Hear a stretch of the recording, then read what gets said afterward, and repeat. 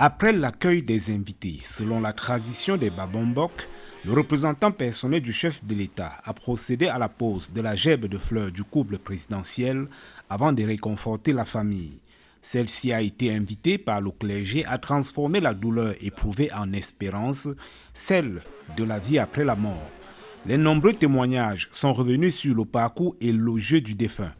Préfet, gouverneur, délégué général à la Sûreté nationale. Les chefs traditionnels l'ont élevé à la dimension exceptionnelle des immortels.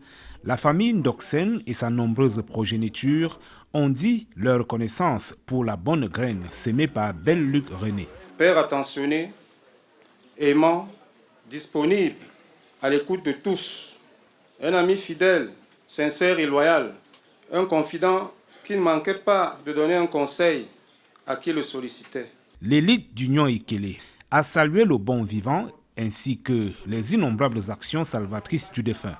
Il était un homme de son temps et l'air du temps ne modifiait pas sa démarche qui était détachée du matériel.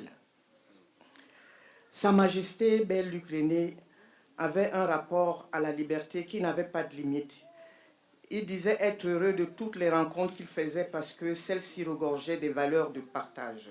Après le témoignage du comité central du RDPC, le Sénat a dit avoir perdu une intelligence.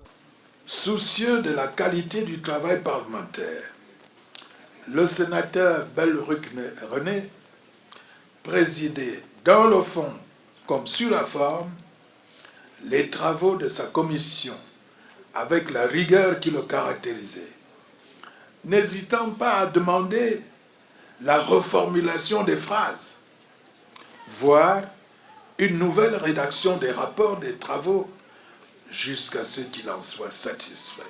Le message de condoléances du président de la République salue la mémoire du haut commis de l'État avec une récompense à l'appui. Sénateur Bel-Luc René, au nom du président de la République et en vertu des pouvoirs qui nous sont conférés, nous vous élevons à titre posthume à la dignité de grand cordon du mérite camerounais.